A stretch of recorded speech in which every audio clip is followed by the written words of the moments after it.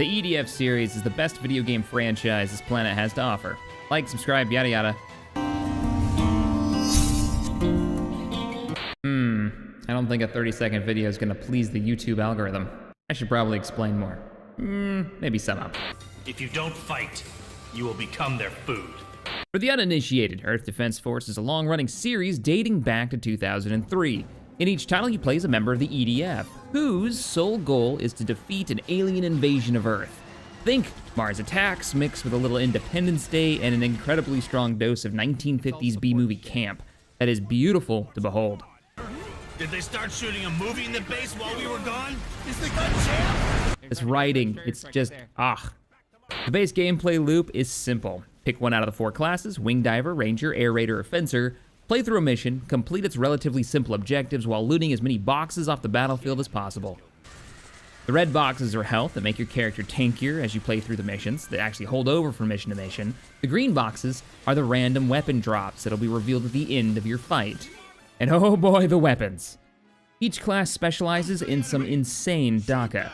The Ranger is your standard infantry class and probably the most balanced between maneuverability and firepower, support, and offense. Weapons include shoulder-mounted rockets, tracking missile launchers, a plethora of hand grenades and grenade launchers, some planted explosives like the C-20 bombs, your more standard assault rifles, machine guns and sniper rifles, shotguns. Don't underestimate these classic weapons. They're super effective at clearing out large groups or nailing priority targets at range. New for the Ranger is the support equipment slot. Now the Ranger can carry boosts in armor-enhancing equipment and medical supplies to heal their allies over time, or they can drop all that and take on the ability to bring in vehicles, like motorcycles or tanks. Another new feature that adds to the Ranger's mobility is the ability to sprint. Mobility is life in EDF. Being able to dodge or reposition is a big part of survival. It's a nice rebalance to the class, giving it more options in life than before. The Wing Diver is still a half-naked jetpack flying, energy weapon-wielding badass. If you want your POV to always be an eye in the sky for your team, swooping around and killing targets, dropping explosive plasma bombs, well, this is your class. The Fencer is the slowest beast of the game. A soldier rocking an exoskeleton that can be customized to your playstyle, wielding 2 sets of weapons that range from sword and shield, massive hammers, miniguns, mortars, tank cannons. The weapons change how your character actually moves. Swords give a boost forward, average weapons give a boost upwards. It's not the easiest class to play, as you can quickly become overwhelmed by enemies, but it packs a major bit of firepower. And lastly, my favorite class, the Air Raider. The dude with a radio and a no-shits-given attitude. Someone gave this guy all the military codes, and now you get to use them. His personal weapons are a sticky grenade launcher that can be detonated with a click of a button, but that's not where the fun is. These are the Air Raider's weapons. Whether it's dropping artillery strikes, mortar strikes, off-site battleship cannon rounds, AC-130 blasts, ion cannons, calling in vehicles, all of the vehicles, by the way, that's what this class is all about, which your party can drive or can mount inside. Your job is to support your allies by killing the crap out of the enemy. They can even drop in support items like energy bunkers and shields, healing devices, all held over from past games. The biggest difference for this class, at least in my opinion, is how you call in airstrikes. Now, when you pull out your radio and you call in an airstrike, you actually get a zoomed out view of the battlefield, and you can rotate the area where the bombing run lands. In past games, you literally threw a smoke and hoped for the best. This gives you full map range for where you want to call in your bombing run. You can soften up targets before they get close, pull enemies to the group if you need to. It's the best class ever, and I love it. It can be a bit challenging if you're trying to play solo, though there are some new weapons that make it a little bit easier, like the ability to attach beacons to targets' heads and watch a 150mm cannon shell land right on it. Ah, it's so good. All these classes work together really well. There's all kinds of ways you can play. If you're playing with somebody who's rocking the heavy mech suit, well, you're probably going to want to put down maybe some heals for them, or some defense positions for them, or maybe some turrets to back them up to keep the enemy off them. If you're playing with a Wing Diver, you're probably going to want to stay mobile, drop in a vehicle that's fast and quick, like the Grape, which is an armored APC that can get you all over the map, meaning you can drive down an alleyway while firing in one direction, while your other ally flies down with a jetpack and knocks out those priority targets. Gameplay so far, and we're, just starting to get into this, mind you, but it's EDF. If you played it, you know what you're getting into. You're gonna buy this. It's freaking awesome. More stuff. A lot of the same maps return, a lot of the same weapons return, but everything's had a bit of a rebalance. Some of the things that have changed, though. Weapons, instead of getting version A, B, C, D, and E of the same gun, now you actually get upgrades to the original gun. It makes selecting weapons a little bit easier, though it is a little sad to see the weapon list seem so short, even how far we are into the game so far. But it's a nice change that you're just getting straight upgrades to those weapons.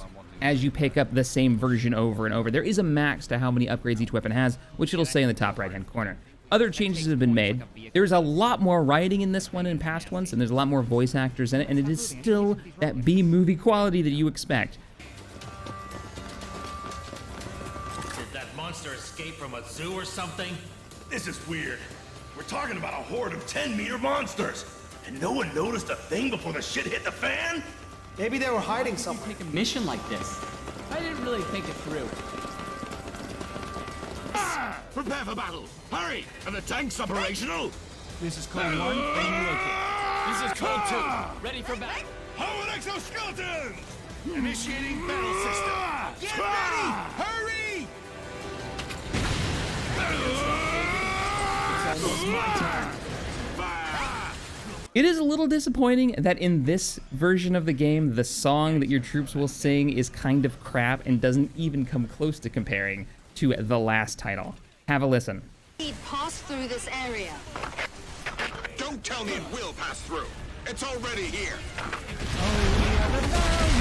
Infantry. We are the Alpha team with passion and camaraderie.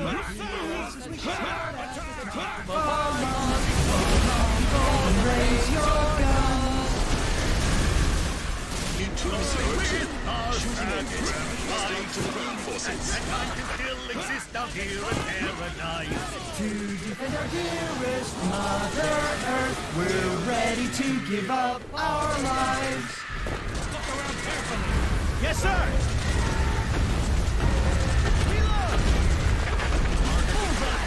You're good. Reloading ammo.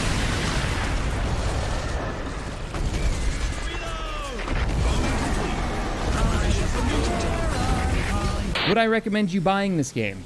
Yes. Though, if you've never played an EDF title before, and the price tag on this is pretty substantial at $60 US. If you've never played one before and you want to play with your friends, pick up version 4.1. This is the version that came out prior to 5. It's very close to being the same game, just without some of the rebalanced stuff that I've mentioned, but it's a joy to play and it's way cheaper. You can get Earth Defense 4.1 Shadows of New Despair, which is kind of a reworked version of 4.1. You can get that one for $20 right now, and that's not even on sale. But if you're an EDF veteran, I don't even know why you're watching this video, go and play 5, it's amazing. I highly recommend it. I know I'm going to be playing it over on Twitch quite a bit. Playing my air raider and calling in airstrikes. If you guys have any questions about EDF or you want to see a video as I get farther into it to see some of the more ridiculous weapons and whatnot, let me know. Maybe I'll do a compilation video of some of the fun stuff that I end up unlocking as we go through it. Right now it's reporting that we're only a few % into the game, and that's counting all of the weapon unlocks and doing all of the missions, and there are tons of missions in these titles. Let me know in the comments below. Thank you so much for watching. I'll see you in the next one. Take it away, boys. To save our Mother Earth from any alien attack, from vicious giant insects who have once again come back, we'll unleash all our forces, we won't cut them any slack. B.AFR deploys. Our soldiers are prepared for any alien threats. The Navy launches ships, the Air Force sends their jets, and nothing can withstand our fixed bayonets. The EDF deploys. Our forces have now dwindled and we pull back to regroup. The enemy has multiplied and formed a massive group. We'd better beat these bugs before we're all turned to soup. The EDF deploys.